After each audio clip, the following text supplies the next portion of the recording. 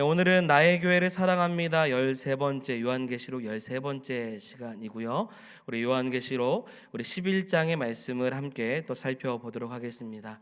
여러분 1863년 5월에 토마스 선교사님은 런던 선교회로부터 중국 선교사로 파송을 받으셨습니다.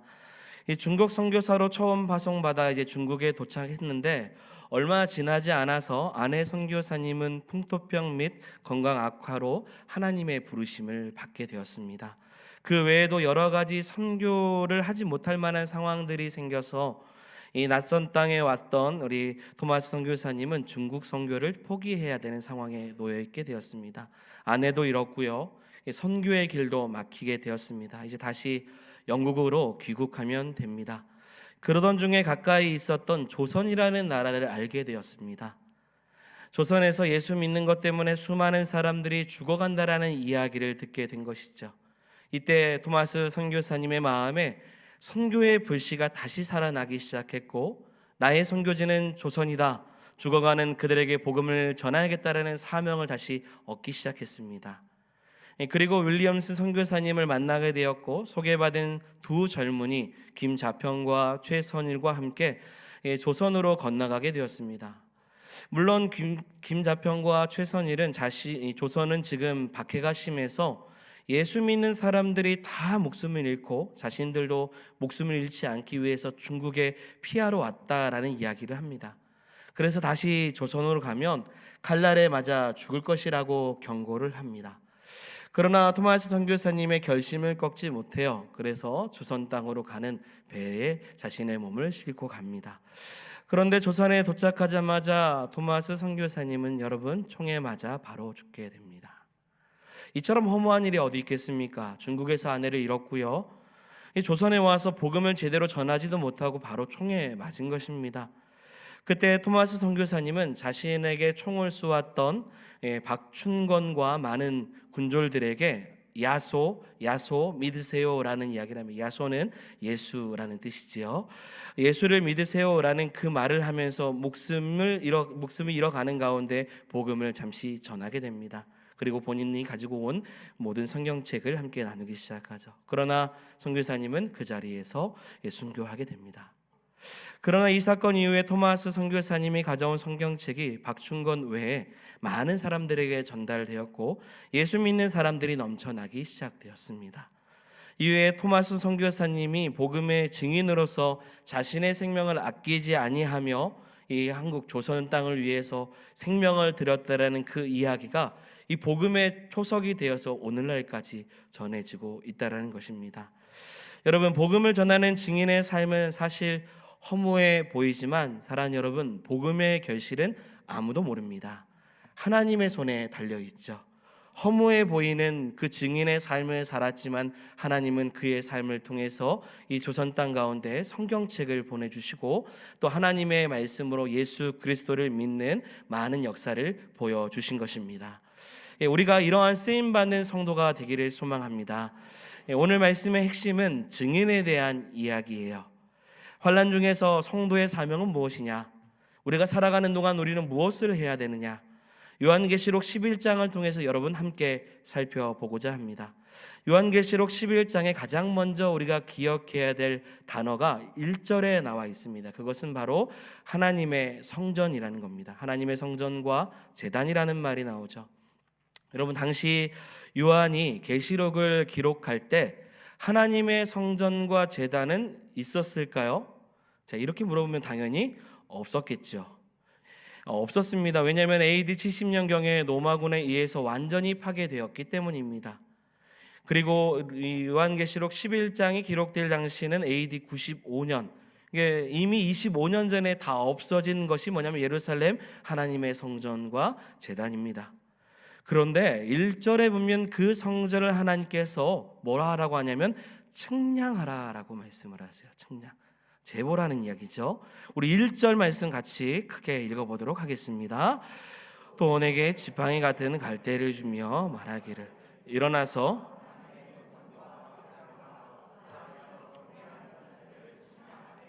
아멘.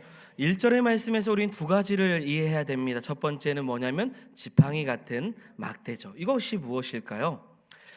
죄송합니다. 지팡이 같은 갈대죠. 네, 지팡이 같은 갈대. 이것은 무엇일까요? 갈대는 이제 카네라는 히브리어를 사용하고 있습니다. 고대의 측량 도구예요. 요한은 지금 지팡이 같은 측량 도구를 받은 거예요. 그리고 뭐 하라고 하셔요? 측량하라, 이걸 가지고요. 그럼 무엇을 측량해야 될까? 바로 세 가지가 나왔습니다. 뭐입니까? 하나님의 성전과 제단과 그 안에서 경배하는 자를 측량하라라는 거죠. 자, 그런데 말씀드렸죠. 성전과 제단이 있습니까? 예, 없습니다. 그러면 측량한다라는 말이 어폐가 있죠. 없는데 어떻게 측량을 해요? 자, 그리고 그 안에 경배하는 자라고 합니다. 곧 하나님을 예배하는 사람들을 측량하라고 이야기하고 있습니다. 자, 그 안이라는 건 또 무엇입니까? 바로 성전과 제단이죠. 그러니 지금 성전이 없고 제단이 없는데 그 안에 누가 있냐라는 겁니까? 있냐는 겁니다. 지금 앞뒤가 맞지 않는 말이죠. 자, 그런데 여러분, 이 본문에서 말하는 진짜 성전과 제단은 눈에 보이는 무너진 건물이 아니라는 것을 우리는 다 알고 있습니다. 그 안에서 예배하는 자도요, 진짜 이 성전 건물 안에서 예배하는 사람들을 의미하는 것이 아님을 또한 알고 있습니다. 이 말씀의 지금 의미는 무엇이냐면 내 마음에 하나님의 성전과 제단이 준비된 자를 이야기하는 거예요.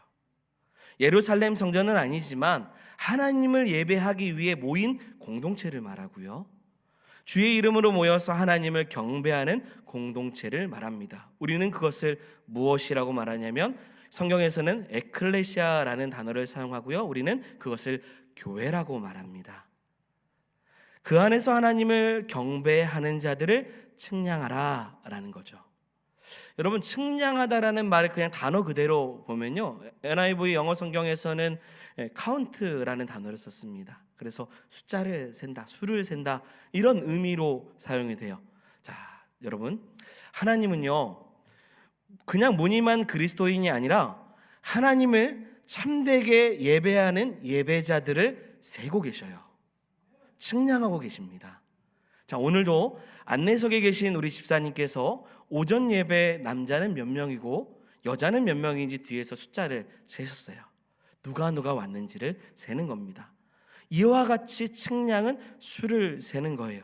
자, 그러나 눈에 보이는 건물 안에서 예배하는 자를 의미하는 것이 아니라 사랑하는 여러분, 진정으로 하나님을 경배하는 자를 주님께서 기억하시고 그 수를 세고 계신다는 겁니다. 우리가 헤아림 받을 수 있는 그 수 안에 들어갈 수 있는 성도들이 되기를 원합니다. 예전에 우리 원로 목사님 자주 마셨던 표현 중 하나가 그냥 자리만 지키고 공유만 파다 가는 그런 인생이 아니라 진정으로 하나님을 만나는, 하나님을 예배하는, 그렇게 측량받을 수 있는 성도가 되기를 소망합니다.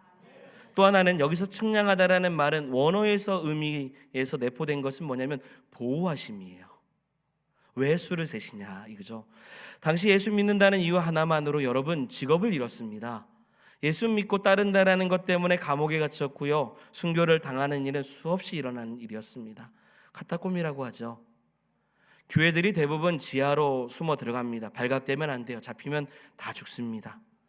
그래서 눈에 보이는 교회 건물이 아니라 예루살렘 성전은 없고 제단도 잃었지만 예수 믿는 것 때문에 혹독한 핍박과 시련을 견디는, 그래서 하나님을 높이는 신실한 성도들을 하나님께서 뭐 하신다는 거예요? 측량하신다. 뭐예요? 보호하신다는 거죠. 너 믿음 잘 지키고 있지? 내가 너를 기억하고 너를 보호해 줄 거야. 이게 측량이라는 거예요. 측량하다라는 것은 하나님의 보호하심입니다. 여러분, 세상에서 믿음 지키는 거 쉽지 않죠. 하나님 말씀으로 살아가려고 하나 여전히 우리를 유혹하는 세상의 진리들이 너무 많습니다. 우리 지난주에 말씀 본 것처럼요, 동성애, 그렇죠, 포괄적 차별금지법도 그와 같습니다. 종교다원주의, 혼합주의, 세속주의, 예수 안 믿는 사람들이 너무 잘 사는 모습이 부러워하고 있는 우리 이런 세속적인 사람들, 모습들, 믿음을 지키려고 살고자 하나 예수 안 믿는 가족들로 인해서 고통스러운 시간들을 보내고 있는 사람들, 그러면서도 믿음을 지키는 그러한 성도들을 주님께서 어떻게 해주시냐? 보호해 주신다는 거예요. 측량해 주시는 겁니다. 그래서 여러분, 요한계시록은요, 우리가 11장까지 봤어요. 고난 속에 있는 성도들에게 자, 이 고난은 곧 끝날 것이다. 걱정하지 마라. 자, 조금만 참아봐. 이런 말씀을 전하는 게 요한계시록이 아닙니다. 계속된 요한의 예언의 말씀은 뭐냐면 너희가 반드시 고난을 받을 것이다 예요. 그런데 그 가운데서도 하나님께서는 하나님을 온전히 예배하는 사람들을 세고 계시고, 그리고 그 가운데 있는 사람들을 측량 보호해 주신다는 거예요. 그러니 뭔 말입니까? 끝까지 믿음 지키고 끝까지 예배 생활하고 끝까지 성도의 삶을 포기하지 말라는 거예요. 믿음으로 고면하고 있는 겁니다. 흔들리지 말고, 어차피 주님 앞에 서는 날 똑같이 설 텐데 주님 우리를 세고 계시니까, 보호하시고 계시니까 지켜라. 자, 그렇다면 언제까지 지켜야 되는지 2절에 이렇게 말씀 가운데 있습니다. 같이 읽어보겠습니다. 성정 바깥 마당은 측량하지 말고 그냥 두라.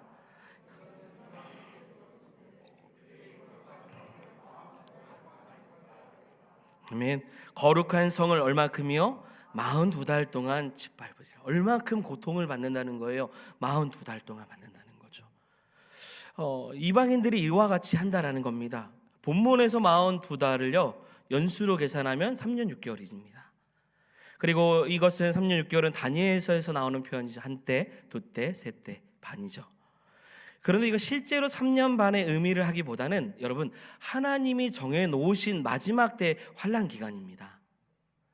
환난이 없어진다는 말이 아니에요. 계속 고난이 있어요. 짓밟힘을 받는다고 했습니다.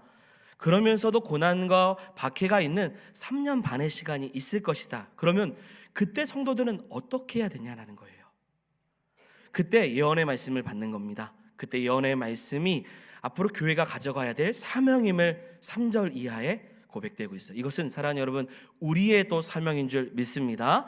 무엇 말씀인지 한번 3절 4절을 크게 한번 읽어보겠습니다. 내가 나의 두 증인에게 권세를 주리니 그들이 굵은 베옷을 입고 1260일을 예언하리라. 그들은 이 땅에 주 앞에 서 있는 두 감람나무와 주 촛대니. 아멘. 자, 3절에 나옵니다. 교회의 사명이 바로 무엇입니까? 증인이라는 거예요. 할렐루야. 여러분, 정확하게 말씀드리면 세상 속의 증인입니다. 세상 속의 증인. 본문은요 두 증인이라고 표현했어요. 이는 성경에서 이 2명이라는 숫자는 이 증언을 성립하는 데 필요한 최소의 숫자입니다. 법적으로 효력이 있는 숫자예요. 두 증인을 4절에는 뭐라고 표현했어요? 두 감람나무와 두 촛대라고 말합니다. 이거 역사적인 설명이 필요한 내용이에요. 이는 스가랴 4장에서 나오는 환상입니다. 두 감람나무는요 포로에서 귀향하는 이스라엘 공동체에 무너진 성전을 세우기 위해서 세움받았던 누구냐면 제사장 여호수아와 총독 스룹바벨입니다. 자, 두 촛대는 요한계시록 1장에 나왔죠. 촛대에 대한 이야기가 나왔어요. 하나님께 칭찬받는 교회에 대한 이야기가 나왔습니다. 교회를 상징하는 게 촛대예요. 자, 그러므로 여러분 여기서 자 기억하십시오. 두 증인은 바로 무엇이냐면 교회예요. 그리고 성도를 의미하는 겁니다. 원래 포괄적으로는 교회를 의미하고요, 그 안에 있는 성도까지 저는 기록한 겁니다. 여러분, 교회와 성도인 우리에게 주시는 사명이 무엇이냐? 바로 여러분 세상 속의 증인이라는 겁니다. 세상을 향해서 복음을 증거하는 일이에요. 자, 다시 저를 보시고, 성경은요, 자, 너 고난 속에 있지, 환난 가운데 있지, 힘들지, 힘내, 이런 말을 하는 것이 아니라, 자, 너 고난 속에 있지, 그러면 복음의 증인이 되라. 고난 속에 있지, 왜 너를 하나님께서 측량하시고 보호하시고 숫자를 세냐? 너 복음의 증인으로 살라고 하라는 거야. 이리 말씀하고 있는 겁니다. 그래서 고난 중에 3절에 무엇을 주냐면 하나님께서 이 복음의 증인으로 살아갈 수 있도록 권세를 주신다고 하셨습니다. 할렐루야. 여러분, 이 권세가 무엇이냐면 말씀을 전하는 권세예요. 고난과 박해를 견디는 3년 반 동안 아무것도 안 하는 게 아니에요. 개인의 신앙만 지키는 수준으로 머물러 있지 않게 하시고요, 너 증인의 삶을 살라고 말씀하십니다. 그래서 너에게 권세를 주겠다. 이것이 여러분 교회의 증인의 사명이고 저와 여러분들의 사명입니다. 시대가 악해지니까요, 우리는 이렇게 얘기해요. 우리 믿음 잘 지키자. 이 크루즈 유람선처럼요, 교회 안에서 우리끼리 평안을 누리면서 떨떡 뭉치며 믿음의 여정으로 주님 앞에 서는 날까지 가자, 이렇게 보통 이야기합니다. 이거 아니에요. 우리가 지금 말씀을 열심히 배워야 되는 이유, 말씀을 열심히 들어야 되는 이유, 그리고 말씀이 내 안에 있어야 되는 이유는 마지막 때 뭘 하는 거예요? 말씀을 전하기 위한 거예요. 세상 가운데 나가는 겁니다. 그래서 세상 속의 증인입니다. 여기에서 무슨 증인이에요? 여기서는 우리 다 믿는 사람들이잖아요. 이런 권세를 주님께서 주셨다라는 겁니다. 우리가 요한계시록 10장은 안 봤어요. 근데 10장에 8절부터 11절까지의 말씀을 종합해 보면 어떤 내용이냐면 이 책을 먹으라. 이 책을 먹고 다시 예언하라. 두루마기를 먹어라. 예언하라. 이게 뭔 말이냐면 말씀을 먹고 세상 가서 세상 속에 증인되라는 이야기입니다. 교회는 세상을 이길 참 권세를 가졌습니다. 할렐루야. 교회가 하나님의 말씀을 전할 능력이 있어요. 권세가 있어요. 문제는 그 능력을 사용하지 않는 거죠. 자, 올해 12월 8일입니다. 여러분 새생명 축제를 하려고 해요. 새생명 축제는요, 이 전도해야 될 나의 사랑하는 가족과 잃어버린 영혼들, 신앙생활을 하지 않는 영혼들에게 다시금 주님께 나아갈 수 있도록 복음을 전하고 또 마음을 전하는 시간들입니다. 1년에 한 번 새생명 축제를 합니다. 총동원 주일과 좀 달라요. 그렇다고 그날이 뭐 특별한 행사를 하느냐, 뭐 멋진 게스트를 모시냐, 아닙니다. 본질이 무엇이냐면 영혼 구령입니다. 이런 날을 정하는 이유는요, 우리가 증인의 삶을 살아야 하기 때문입니다. 그리고 이러한 날을 정하지 않으면요, 여러분 복음의 동기부여가 안 돼요. 그래서 날을 정하는 거예요. 무슨 행사처럼 왜 날을 정해놓고 하냐, 날마다 전도해야죠. 맞아요. 하지만 우리 여러분 혼자 마음 먹기가 어려워요. 그래서 딱 날을 정해놓고 함께 우리 마음 먹고 생명을 좀 전합시다. 이러면 힘을 더 얻습니다. 함께할 열정이 생겨요. 그래서 여러분 새생명 축제가 앞으로 이제 한 달 남았는데, 그래서 오늘 이 두 증인의 사명이 우리에게는 정말 중요해요. 머물러 있으면 안 됩니다. 우리는 나가야 돼요. 그것이 우리에게 주신 교회와 성도의 사명인 것입니다. 다시 본문을 좀 보시면요, 마지막 때 여러분 교회의 권세는요, 박해를 받지 않는 데 있지 않습니다. 박해는 받는 것이 당연합니다. 그런데 진짜 권세는 박해 가운데서도 하나님의 말씀을 전하는 게 권세예요. 당시 초대교회 성도들, 특별히 온전한 믿음을 가지고 살아가는 성도들은요, 우리 살려달라고 기도하지 않아요. 그들에게는요, 죽음은 당연한 겁니다. 그런데 그냥 죽고 싶지는 않은 거예요. 그냥 살고 싶지 않아요. 이왕이면 하나님 말씀 전하다 죽고 싶죠. 이왕이면 예수 그리스도 오시는 그날을 예비하면서 살고 싶은 것입니다. 그렇게 자신의 삶을 드렸어요. 이런 일이 가능했던 것은 여러분 측량 하나님의 보호하심이 교회 가운데 있었기 때문입니다. 권세를 주셨기 때문이에요. 자, 5절 보세요. 얼마나 권세를 주셨는지요. 5절 말씀 한번 띄워주시고 같이 읽어보겠습니다.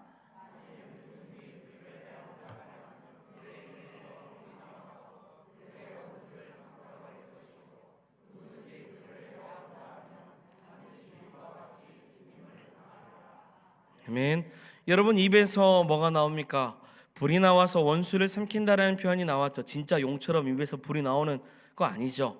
상징적인 겁니다. 이게 뭐냐면 교회가 이 세상을 향해서 말씀을 선포할 때라는 거예요. 그 말씀이 무엇과 같이 이루어지냐면 불같이 임한다는 거죠. 불방망이와 같아요. 왜냐하면 회개 말씀이 선포되기 때문입니다. 그런데 이 말씀을 받아들이지 않고 회개하지 않으면 심판의 불길에 휩싸이게 된다는 것이죠. 여러분 교회는 불같은 말씀으로 이 세상의 모든 악한 법과 악한 사단의 실체를 드러내야 되고요, 세상의 죄악들을 드러내야 되고 어둠의 권세를 물리쳐야 됩니다. 그러기 위해서 하나님께서 교회를 세우셨어요. 그래서 성도들을 구원하셨고 주의 백성으로 삼으신 겁니다. 그리고 6절의 말씀 보니 하나님의 권능을 가지고 하늘을 닫고 그 예언을 하는 날 동안 비가 그치게 하시기도 했다는 거예요. 물이 피로 변하고 아무 때든지 여러 재앙으로 땅을 칠 것이라고도 말씀하고 있습니다. 자, 여러분 6절에 물이 변하여 피가 되는 재앙, 어떤 때 일어난 거죠? 출애굽 때 일어난 사건이죠. 누가 하나님의 능력으로 이 일을 했습니까? 모세가 했습니다. 자, 그러면 하늘을 닫고 비가 오지 못하게 한 그 권세, 그 능력은 누가 하나님께서 주셨습니까? 엘리야에게 주셨죠. 이거 뭐예요? 모세의 기적과 엘리야의 기적이죠. 하나님의 권세로 세상을 이렇게 두렵게 했던 대표적인 인물들입니다. 이왕 살 거면 이왕 하나님 말씀 권세 가지고 살 거면 이와 같이 세상이 두려워할 수 있는 믿음의 사람이 되라는 겁니다. 물론 이런 두 사람만을 의미하는 거 아닙니다. 그냥 구약 전체를 가리키는 말이에요. 엘리야도 있고 모세도 있고 여호수아도 있고 스룹바벨처럼 교회를 세우고 하나님의 말씀을 증언할 때, 그리고 그 복음을 증거하고 사명을 감당하는 사람에게 엘리야와 모세와 같은 능력을 허락해 주셔서 회개치 않은 자들에게 심판의 역사가 무엇인지를 알게 하신다라는 겁니다. 교회가 해야 될 일이 무엇인지를 반드시 알아야 되는 거예요. 우리가 지난주 동성애 포괄적 차별금지법 반대하는 말씀을 봤습니다. 수많은 사람들이 동성애 반대와 차별금지법 반대로 광화문에 모였더라고. 사진도 있고 아마 여러분들 많이 보셨을 거예요. 우리는 직접 참여하지 않았지만 한국교회가 그래도 정말 많이 모였더라고요. 합력했습니다.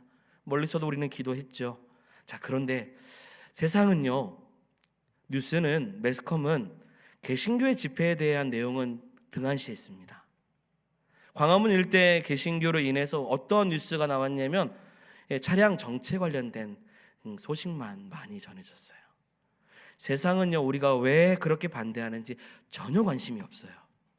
무관심하죠. 나라가 회개하고 민족이 회복하라고 한국교회가 일어서기 위해서 모였는데 모른 척하고 있는 겁니다. 심판의 때가 더 가까워지고 있는 거죠.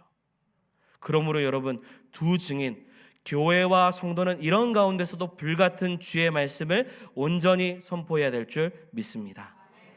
마가복음 우리 16장 15절 16절 또 이르시되 너희는 온 천하에 다니며 만민에게 뭐예요? 복음을 전파하라. 믿고 세례를 받은 사람은 구원을 얻을 것이요 믿지 않는 사람은 정죄를 받으리라. 아멘. 성경은 정확하게 말해요. 구원의 여부가 복음을 듣고 믿는 자예요. 믿지 않으면 정죄를 받습니다. 7절, 오늘 보면 7절도 읽겠습니다. 7절, 그들이 그 증언을 마칠 때 짐승이 그들과 더불어 아멘. 마지막 날에 교회는 말씀을 전하는 권세를 가졌어요. 그런데 그리고 선포해야 되는데 교회가 이 증언을 마칠 때 무적갱으로부터 올라오는 짐승이 보세요, 교회와 더불어 전쟁을 일으킵니다. 그리고 결국 교회를 이겨요. 교회가 진다는 얘기입니다. 그리고 성도를 죽입니다. 누가 죽습니까? 증인들이 죽어요. 무적갱으로부터 올라오는 짐승에 의해서 교회가 죽는다는 말씀이죠. 그렇다면 왜 하나님께서는 교회를 무적갱의 짐승으로부터 보호하지 않으실까? 자, 여기서 한 가지 초점을 발견해야 돼요. 다시 7절 띄워주시면요, 여러분, 하나님의 보호하심이 어느 때까지 있냐면 증언을 마칠 때까지예요.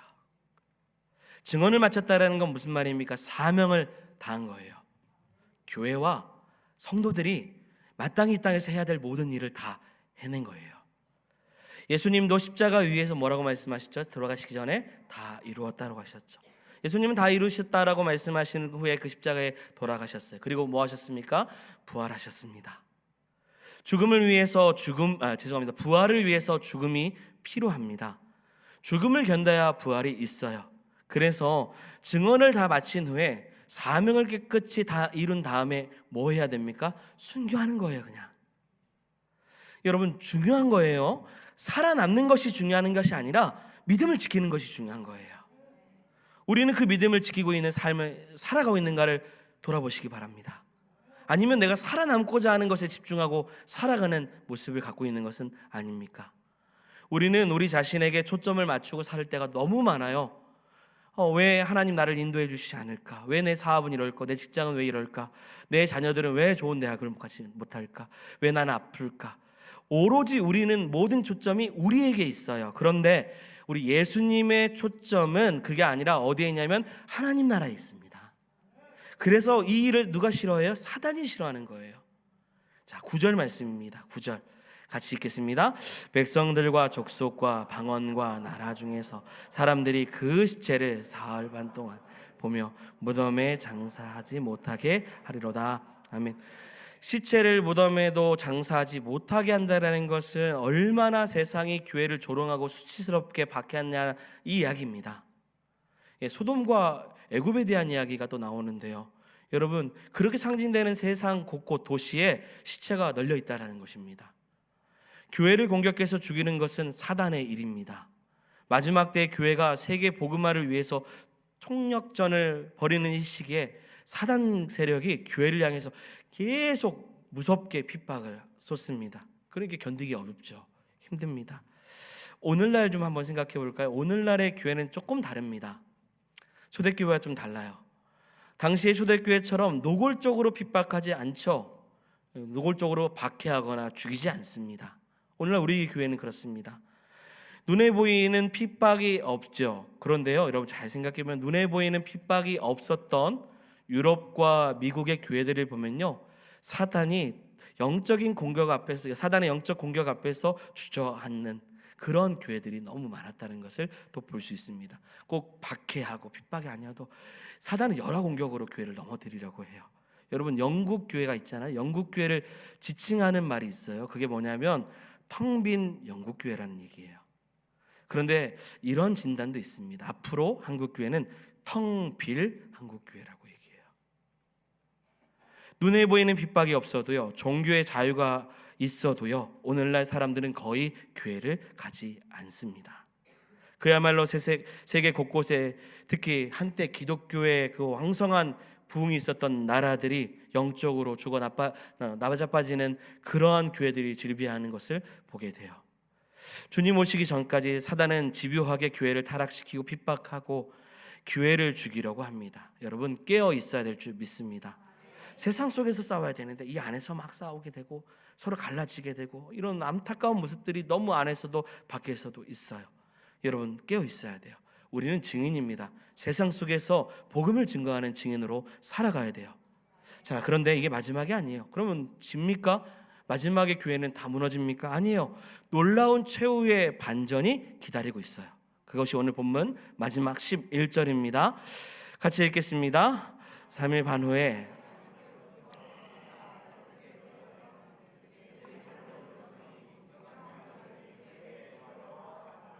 아멘. 여러분, 교회가 무너져도요, 증인이 순교해도 하나님은 살아계십니다. 살아계신 하나님의 뭐예요? 생기가 그 속에 다시 들어가기 시작해요. 하나님의 생기가 교회 안에 들어가면 다시 교회가 사는 겁니다.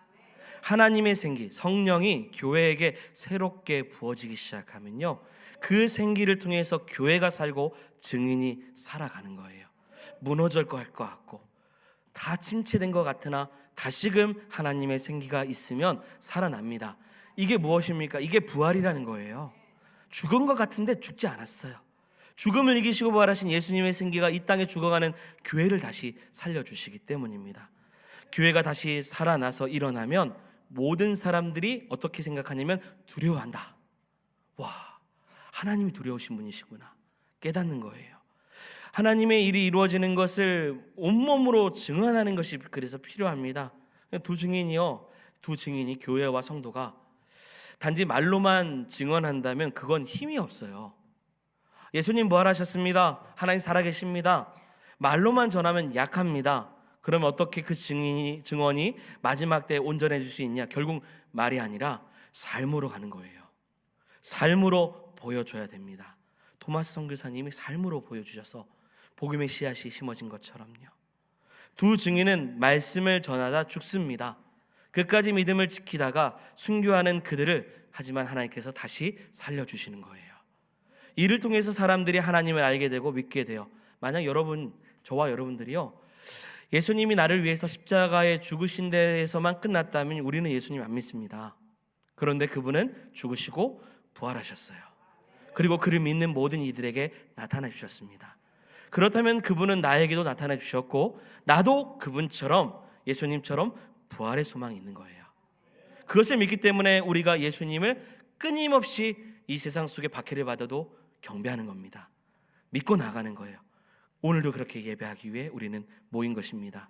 그런데 이런 일들이 마지막 때도 일어나요. 말씀 전하다가 사명을 다해서 순교하나 결국은 생명으로 다시금 생기를 얻게 하셔서 이것이 세상 가운데 보게 되는 날이 이루어진다라는 거죠.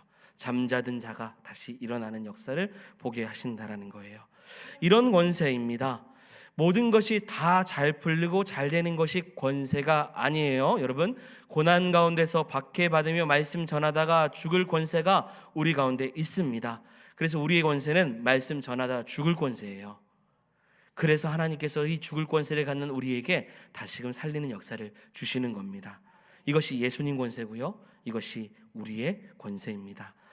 전능하신 하나님은 반드시 교회를 지켜주시고요, 요한은 지금 이 핵심을 우리에게 전해주고 있습니다.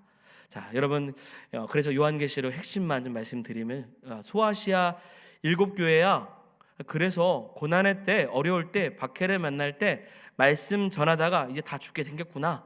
지금 요한계시록은 그 얘기입니다. 다 죽게 될 것이다. 자, 그래도 괜찮아. 그것이 너희의 권세다. 박해에서 너희를 빼주는 것이 권세가 아니라 고난 가운데서 말씀을 전하다 죽는 것이 너의 권세다. 그러니 순교해도 괜찮다. 왜냐하면 하나님이 살려주시기 때문에. 이것이 요한계시록 11장의 핵심 메시지입니다. 두 가지로 격려합니다. 그래서 우리는 첫 번째, 우리는 두 증인의 사명을 갖는 성도가 되기를 소망합니다. 증인되어서 그리스도를 위해 죽고자 하면 죽고 살고자 하면 사는, 그리스도를 위해서 살아갈 수 있는, 그래서 잃어버린 영혼들을 주께 인도해 나갈 수 있는 세상 속의 증인이 되는 성도가 되기를 소망합니다. 두 번째는 전도의 대상자를 한번 정해 보시기를 바랍니다. 마음의 결단이 필요해요. 혼자 하기 어렵다면 같이 우리 공동체가 그 마음을 가지고 우리 11월 달에 한번 작정하는 시간을 가질 거예요. 그 시간을 통해서 내가 다시 한번 더 마음에 품고 우리가 전도해야 될 대상자를 마음에 품며 끝까지 주님 오시는 그날까지 우리가 복음을 증거할 수 있는 하나님의 생기가 마른 뼈와 같은 우리 인생 가운데 찾아와서 우리를 통해 일하시는 역사를 보여주시도록 쓰임받는 우리 성도가 되기를 소망합니다. 여러분, 결론입니다. 순교해도 괜찮습니다. 하지만 우리에게는 권세가 있어요. 그리고 주님 우리를 살리시기 때문에 끝까지 믿음을 지키고 살아가는 믿음의 귀한 성도가 되기를 주의 이름으로 축원드립니다. 아멘. 함께 찬양하겠습니다. 주님 다시 오실 때까지 함께 고백합니다. 주님 다시 오실 때까지 나는 이 길을 가리라. 좁은 문 좁은 길 나의 십자가 지고 고백합니다. 나의 가는 이 길 끝에서 나의 가는 이 길 끝에서 나는 주님을 보리라. 영광의 내 주님 나를 맞아주시리. 주님 다시 오실 때까지 나는 일어나 달려가리라. 주의 영광 온 땅 높을 때 나는 일어나 노래하리. 내 사모하는 주님, 내 사모하는 주님, 온 세상 부주시라. 내 사모하는 주님, 영광의 왕이신 주님 다시 오실 때까지 나는 일어나. 주님 다시